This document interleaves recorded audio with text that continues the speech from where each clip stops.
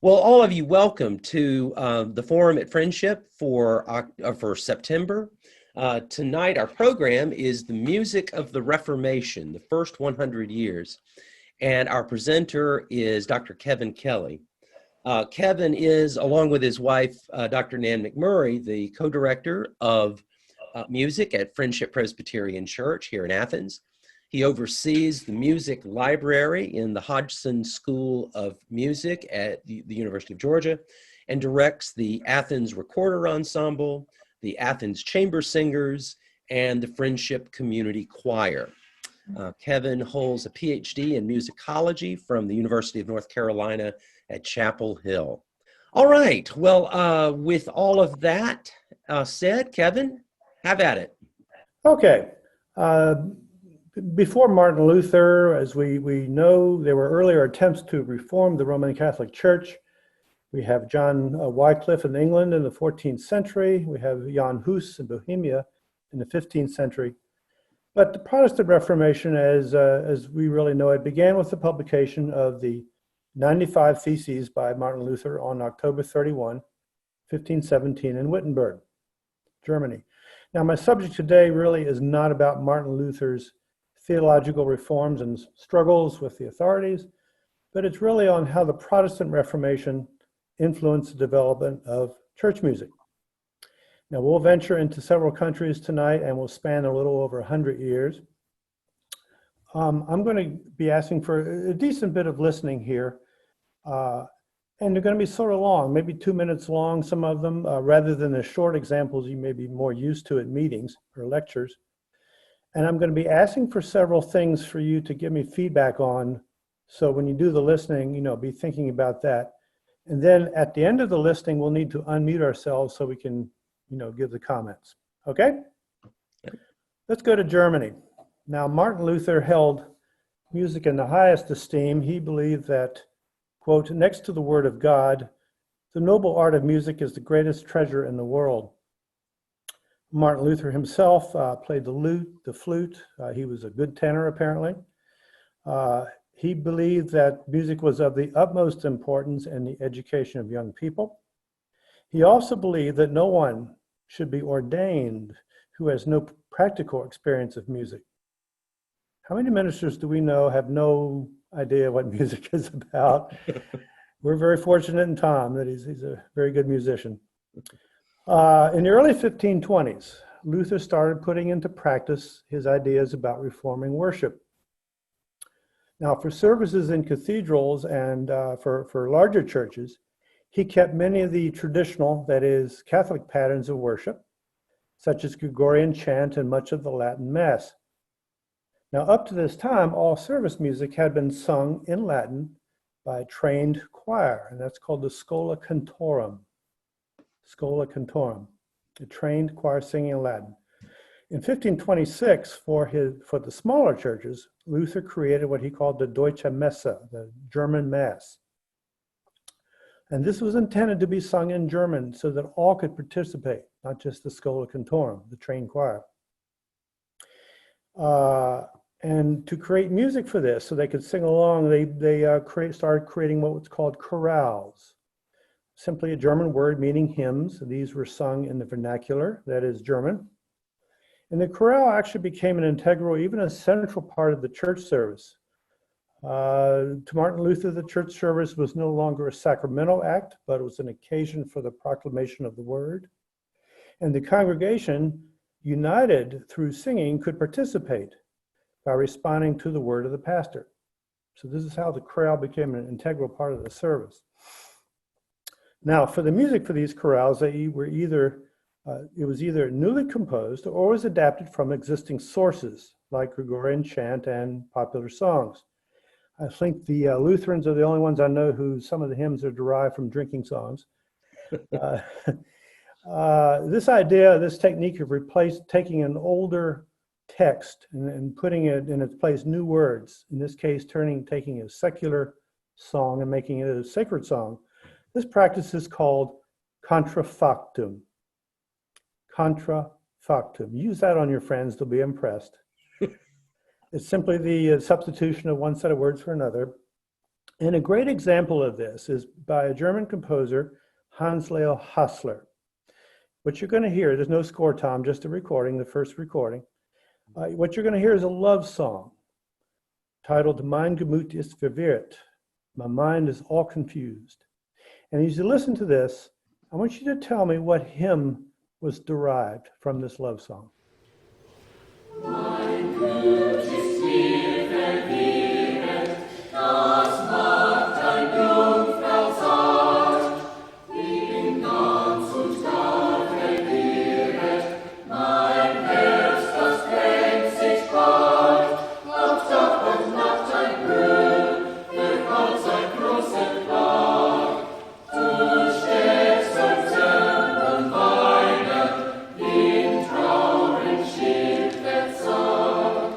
Du steckst ein Zentrum weinen, in Trauer schied der Zahn. Hey, what? Yeah, what hymn was that? Oh, sacred head now wounded. Right, right. And by the way, what you heard was the Athens Chamber Singers and the recorders there playing for a local concert. I know. So again, that was a very hymn that's dear to us, but it was originally a love song. So it's called an example of contrafactum. It's one way that the Germans would produce new music for these chorales. Okay? Many of these chorales, what interests me about them is they have a great rhythmic freedom to them. Very strong dance-like rhythms that often come from folk song. And this rhythmic flexibility, if you will, allow Lutheran composers to stress certain words according to their semantic importance or the rhythms of speech. In other words, they weren't bound by these sort of strict rules of poetic scansion that our modern hymns are. It's a much of a freer approach to writing. What is poetic meter, by the way, just so we all know? What is meter?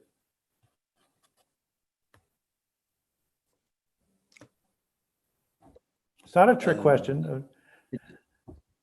Having a certain number of Yes, beats. it's a regular recurring pattern Yeah. of accentual patterns, right? Yeah. Right. Yeah. Mhm. Now, the next example we're going to play is probably the theme song of the Protestant Reformation, Ein feste Burg, the mighty fortress. Tom, I'd like you to put up the score of this, and then we're going to hear a recording. You're going to hear two versions of this piece, everybody. The first one is the modern version that we've all heard in church. And then you're going to hear the Martin Luther's original version.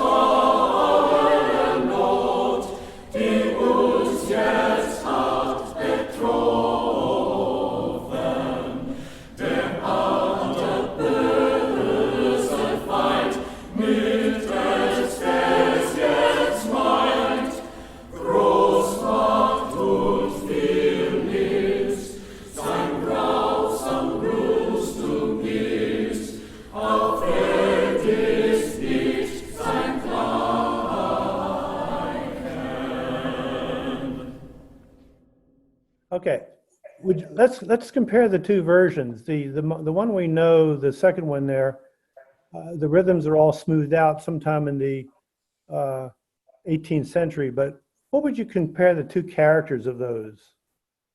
What are some adjectives you would use for each one?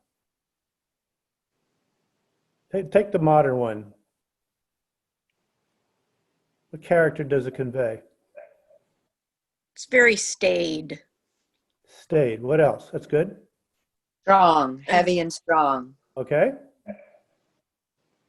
Certain stateliness, maybe, staidness, the grandeur. What about the original?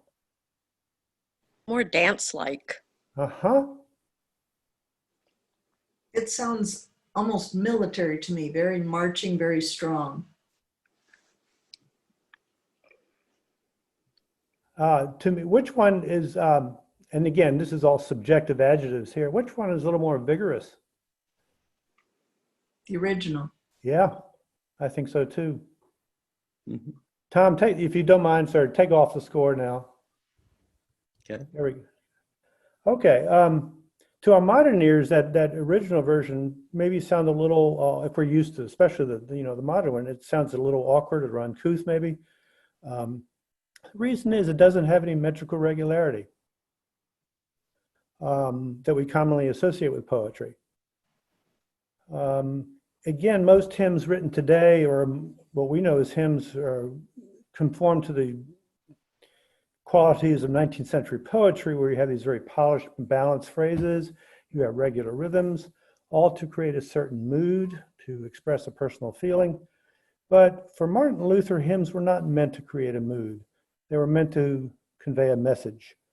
And they presented it subject grammatically without the benefit of this very ornate language and poetic refinements. If we looked at the German, we would find a lot of sort of very basic monosyllabic or two-syllable words, a lot of military imagery, fortress and bulwark and foe and craft. This is a paraphrase of Psalm 46, and it was really meant to be a statement of faith for all the believers, especially during this time of bitter struggles over religious doctrines that were going on in Europe in the 16th century. But so again, that it's interesting to see that original version, and then it doesn't have that metrical regularity that smooths it out. And both of them have, they're valid qualities, of course. But the one we know is rather different from the original. Now, during these early years of Reformation in Germany, composers would take these chorale tunes, and they wrote a lot of vocal and instrumental pieces around them, using their as foundation. They wrote brass pieces and wind pieces and choir pieces and so on, all incorporating chorales as their basis. And this points up how important the chorale had become in the music of the church. Before we leave Germany, I want to play one example of this. This is an organ setting of Ein feste Burg by a 17th century German composer, probably haven't heard of, Johann Nicholas Hampf. This is track number 3. Okay. There's no score, just a track 3.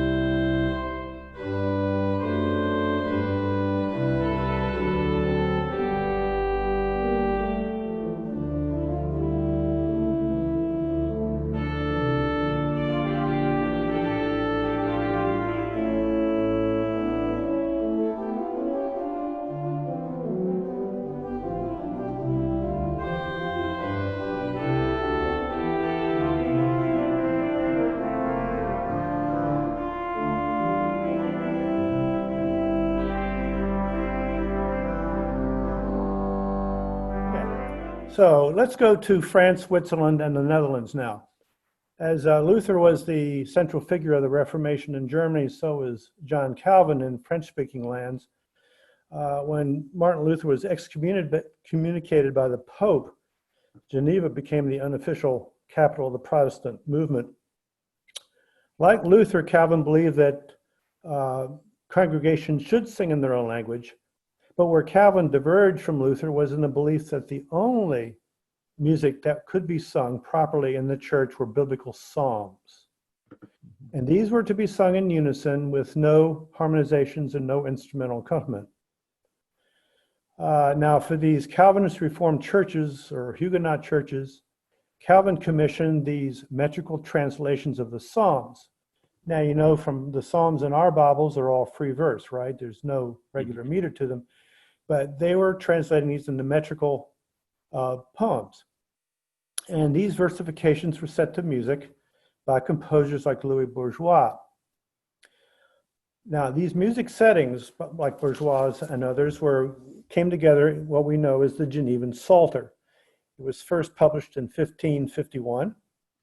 A number of the tunes from this Psalter made their way into hymn books of other denominations. Now, a great example of this is the tune that Bourgeois wrote for Psalm 134, or Sous in French. This was later adapted by English churches for another psalm. Tom, if you could play track 4, no score here. Okay. Tell me what hymn we know this as. Not Psalm 134, but another one.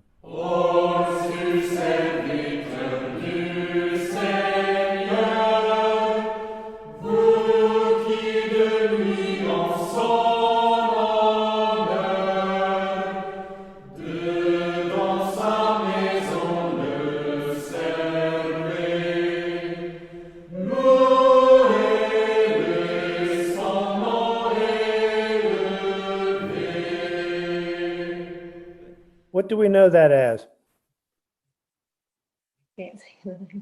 Old Hundredth. That's the Old Hundredth, right. Yeah. The point is that a lot of these Psalter settings and Geneva Psalter came over into English hymn books as well. Mm-hmm.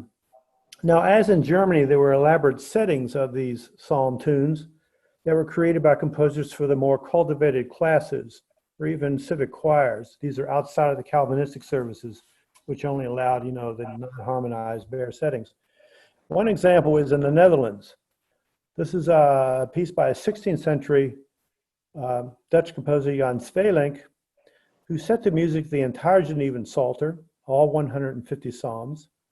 These were published in 4 volumes between 1604 and 1621. We're going to hear track 5, and also, Tom, if you would bring up the score for Sweelinck. Okay. This is Psalm 134, the same one that Bourgeois just said.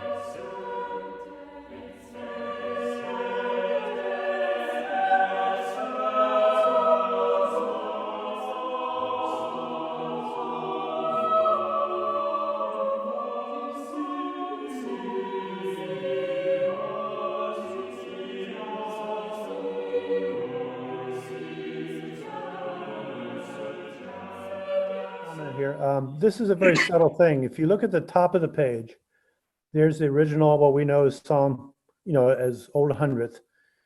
Tell me what voice part in this phalanx setting has that hymn tune. Even if you can't read music, you should be able to recognize the pattern. It's in the bass. It's in the bass. Do you all see that? Compare the top version, which is the Calvinist church version, with what Phalanx does. Puts it in, it's very subtle. It doesn't stand out so cleanly, but the whole composition is based upon this. For the Germans, it'd be a chorale, but for the French, it'd be these psalm settings. I think that's so interesting how it's now not on top. It's not a prominent line, but it's forming the bass line. Okay, that's good. Thanks. Okay. One more example from the French side. This is by 16th century French composer Claude Goudamel. He was very famous for his four-part settings of the Genevan Psalter. Goudamel is supposed to have died in the St. Bartholomew's massacre in 1572. Anybody know about that? Mm-hmm. Yeah. It's when the sort of the Catholic mob violence went against the Huguenots and wiped out thousands of people. Yeah. Supposedly Goudamel died in this. But anyway, Tom, if you would bring up the score for Comfort, Comfort, and track 6. Okay. I want you to tell me what characteristics of this are. Comfort, comfort ye my people, speak ye peace, thus saith our God. Comfort those who sit in darkness, mourning beneath their sorrows low. Speak ye to Jerusalem of the peace that waits for them. Tell her that as since I come, that the warfare now is over.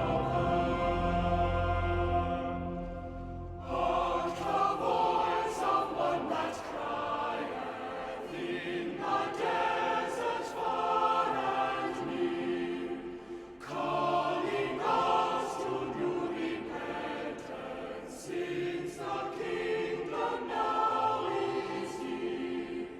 Oh, that warning cry obey, no prepare for God away. Let the valleys rise to meet him, and the hills bow down to greet him. Make his strength what love was broken, make the rough of places bare. Let your hearts be true and holy, as befits his holy name. For the glory of the Lord, now on earth is shed abroad, and the first shall see the token that the world is never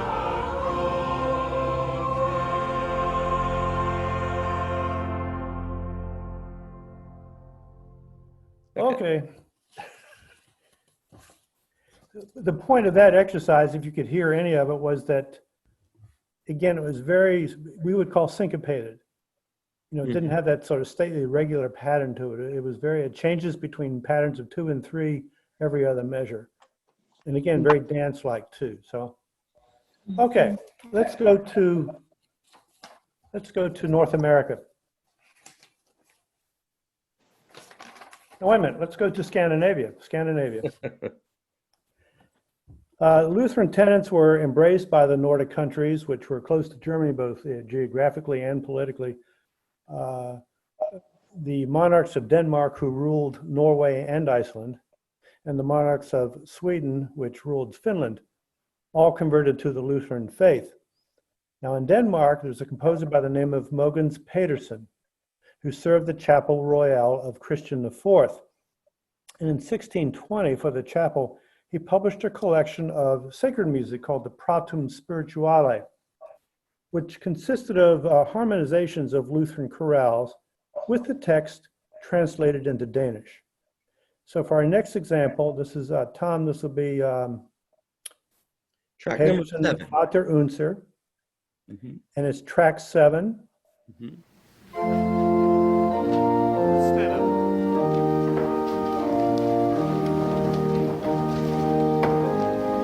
Seventh stretch.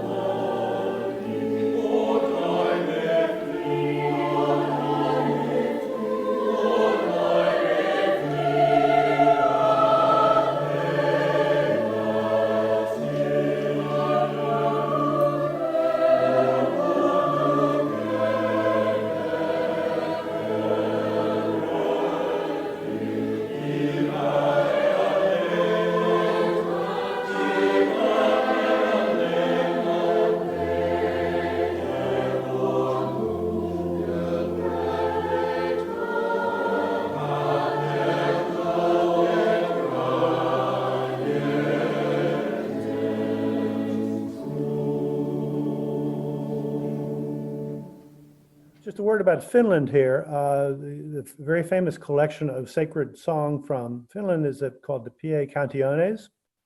It's a collection of sacred songs first published there in 1582. It was very popular in Finnish cathedral schools.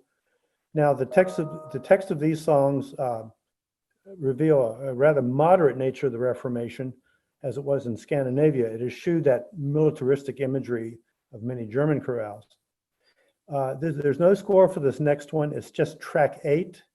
It's for a piece in Latin called Jucundare, which together you must rejoice. And just listen to how sort of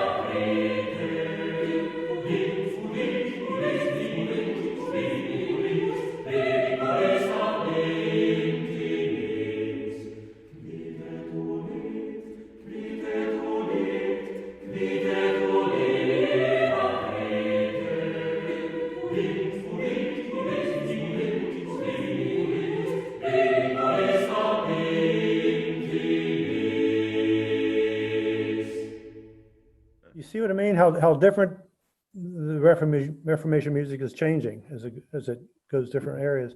The Pie Cantiones, by the way, was discovered in the mid-19th century by an English musicologist by the name of John Neal, who translated its Finnish text into English.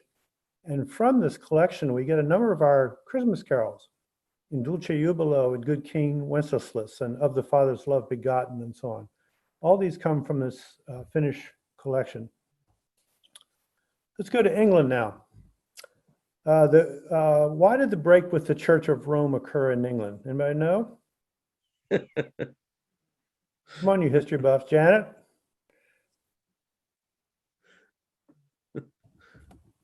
The King of England wanted freedom from his wife. Yeah, he wanted a divorce, right? Divorce. Right. And then when Henry started dissolving the monasteries, all these Catholic traditions and music either vanished or were translated into English for use in their own church services, of course. Now, for the singing of English metrical psalms, which is what everybody seemed to be doing, they used a psalter that was edited by two fellows, Sternhold and Hopkins. And this remained the official psalter of the Church of England for over 130 years.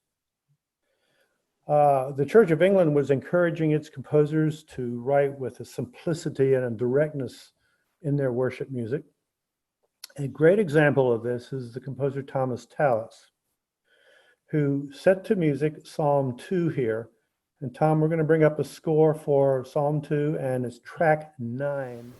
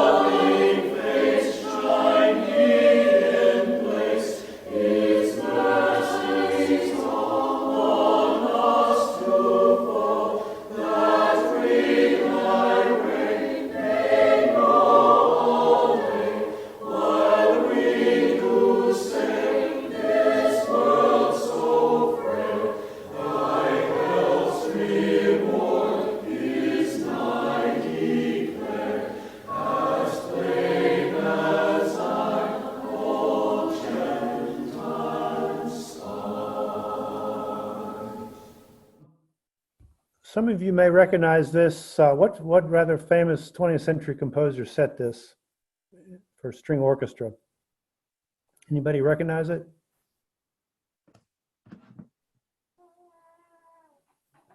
Anyone? It's Vaughan Williams, Ah, the okay. theme, the fantasy on the theme of Thomas Tallis. Yeah. The actual theme, and again, this is more subtle, the actual theme is in, if you look at the score here, the theme is in the tenor part. And see, in all of our hymns, the melody's been moved up to the top to soprano, but the theme isn't. Now, you would call this kind of texture, it's a chordal texture, meaning it moves by chords. You don't have a lot of separate lines moving around in a more of a, what's called a polyphonic texture. This is chordal. So it's again, it's a very simple kind of thing. It's not like that Svelang piece we heard, which is very rich and elaborate with moving lines and so on. This is very direct and simple. This is the kind of effect they were wanting with their reform music. Okay. Well, finally, we have North America. So let's take this one off. All right. Since the Catholic Church at the time of the Reformation was tied closely to the government, the Reformation led more to than just academic disagreements here. There's a lot of bloodshed, as we've mentioned before. And those who were settling in colonial America really wanted no part of a politicized church for this reason. And so the Reformation took another path in the Psalters that found their way to North America. The Pilgrims left Holland for the New World in 1620. They landed at Plymouth Rock, as we all, I'm sure, remember. They brought with them a Psalter that was compiled by one Henry Ainsworth, Ainsworth, Ainsworth. And this contained versified, that is, metrical psalm text, set to tunes that drew from different sources from England, France, and Holland. Now, music of the Ainsworth Psalter is rather remarkable, I think. And to give you an idea what this looks and sounds like, Tom, I want you to bring up the Ainsworth Psalter score, Mm-hmm. and we're going to listen to track 10. Track number 10. And these are two separate tracks that are joined together in one track. Correct. Okay. And so there's going to be a pause after the first psalm. So just wait for it, and then the second one will begin. I'm going to ask you what the music characteristics of this is. So listen to it. Fret not thyself for them that evil do, envy not them that do injuriousness, for as the grass cut down they shall be soon, and fade even as the budding earth's greenness.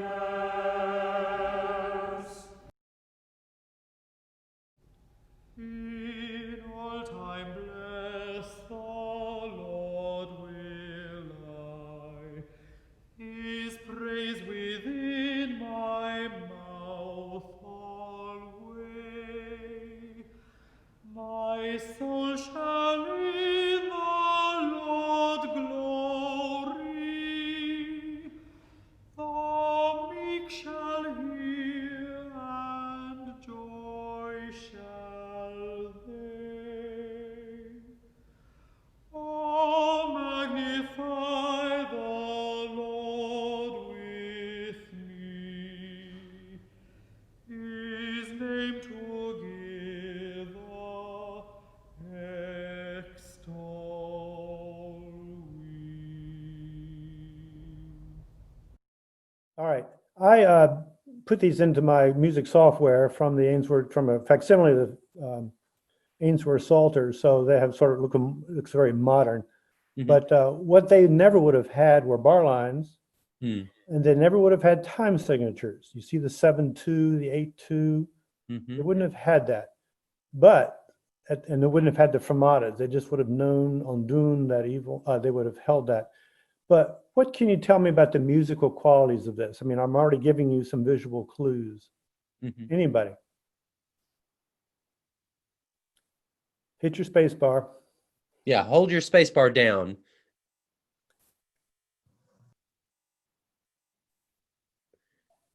Well, Come on, Kathy. Kevin, this may not be what you're looking for necessarily, but I thought it was remarkable how peppy Psalm 37 sounded. It, Well, okay. Again, Psalm 34 sounded more like something that would come from the Puritans. The first one sounded, I don't know, strikingly modern. yes. And what makes it modern? I mean, look. Yeah. Look. I just gave you a clue. The second one is very minor. Yeah. No, I want. Okay. It's what makes it modern is what I'm after. Okay. Minor doesn't. Yeah. Well, yeah, the I don't know rhythms that are very regular. The rhythms are what? Very regular. well, actually, it's very irregular. Irregular. Regular. Yeah, the Psalm 37 is actually very irregular. Yeah. I mean, look at Right. But Yeah. the second one, Yeah.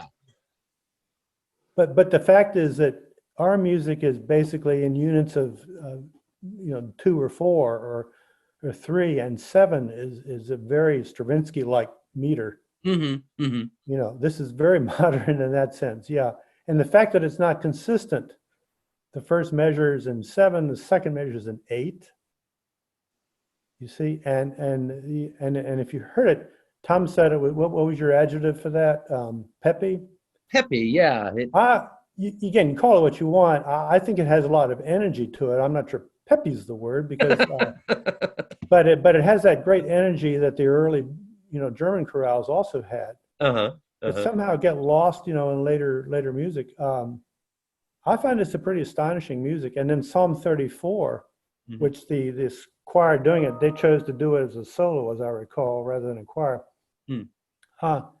What quality would you say, what emotional quality would you say that conveyed?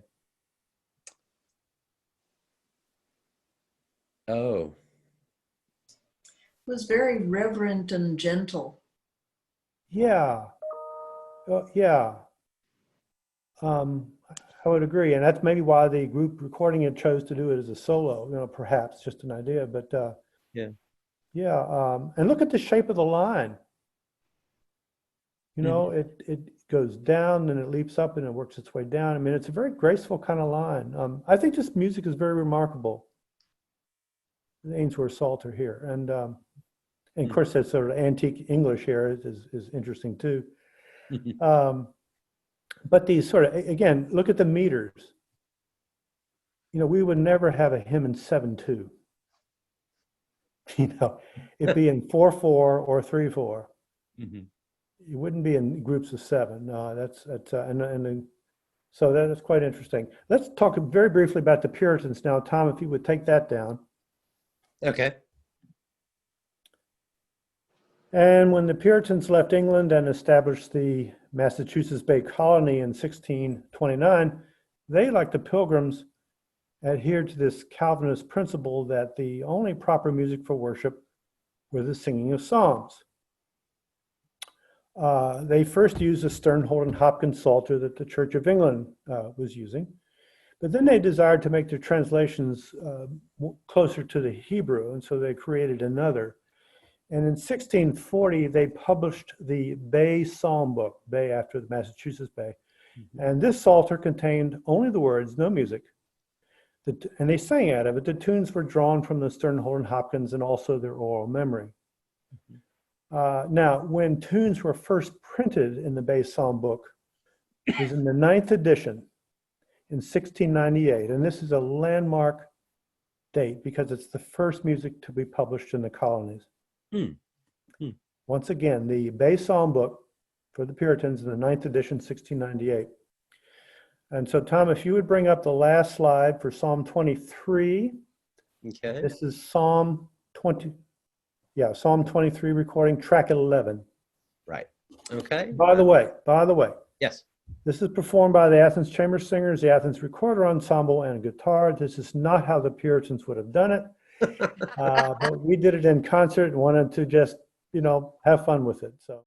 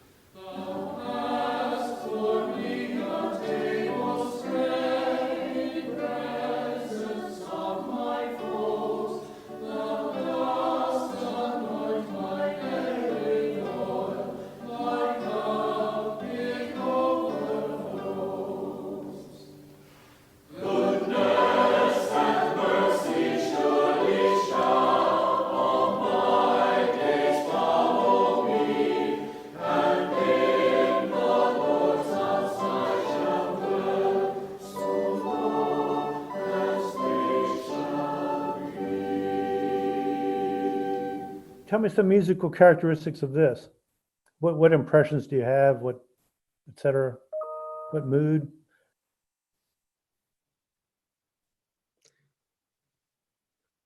Kevin, I'll say, I just on a musical level before the choir began singing, it almost sounded like something you would hear at an English country fair. Right, and that's because of guitar and recorders, of course. Okay. This is Okay. that's not what the Puritans would have done. Yeah. Yeah. Exactly. Exactly. It struck me. But I like that sound too. Yes. I thought it was joyful. In what Mhm. way? There's all kinds of joy, of course. Um, it was very uplifting. There was a lot of, I don't know how to describe it, but Well, to me, it's a quiet joy. This isn't something Mm. you play with trumpets. You know, it's rather serene, befitting the text, I think. What's the meter of the first measure for beating in half notes? Count it up. How many do we have? First measure.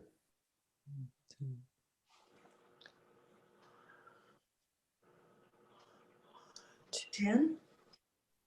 Well, okay, 10 quarter notes or 5 after. The fact that it's based on Yeah. 5 is very irregular for our hymns. And then what about the second measure?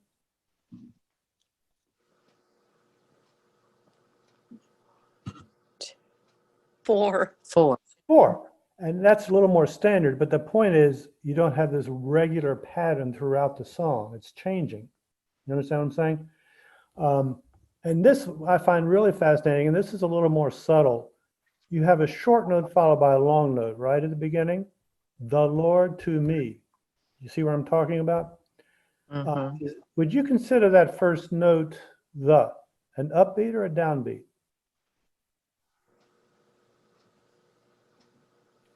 An upbeat. Yeah. I mean, that's what our upbeats usually are. It's an anticipation of the strong downbeat, right? Mm-hmm. But if you do that, you're lacking a quarter note at the end of the measure. And so there's a funny rhythmic irregularity going on in this first measure. It starts short long rather than long short. Mhm. You see what I'm talking about? And when you speak it, it'd be the Lord to me a shepherd is, but the way it's written in the music is the Lord. Mm. Mhm. It's subtle, but what I think it does, it starts you off in this sort of rhythmic imbalance. Does that make any? Am I making sense here? And that gives a sort of a lilt to it. Which is what makes it sound joyful to Yeah, me. it's one of the things that contributes to that. I think I love the piece. It's really great. So anyway, that sort of wraps up what I was wanting to say. Tom can be relieved of his command. Take a few minutes and any comments or questions or. How did the Catholic Church respond to this change in music? They kept to their own, singing in Latin and so on. I mean, people like Palestrina was writing for the Catholic Church, and writing very beautiful counterpoint and all this stuff, but they didn't go the directions of the sort of simplicity and the choral nature and the, that kind of thing. Yeah. Mhm. There's a big divide going on here. And then there's a divide between Europe and America even. Mhm. Good question. Yeah. Kevin, this is Kathy. What about sort of the overall thing about church music through history that music is to be not distracting and not really for enjoyment? It's sort of, I mean, is that kind of changing over at least with the Reformation music, or do you think it still continues forward after that? Of course, who knows? I've never read anything like the German congregations love singing it, but you can imagine how much fun that would have been singing these up-tempo tunes in the vernacular, Mhm. compared to these staid Latin things. So I've never read anything about that, but the music itself tends to take on more rhythmic energy and Mhm. yeah. And And so- we've seen some of the ways it does take that rhythmic energy, yeah. So And it's certainly the case that Luther absolutely loved music, had a real passion for it.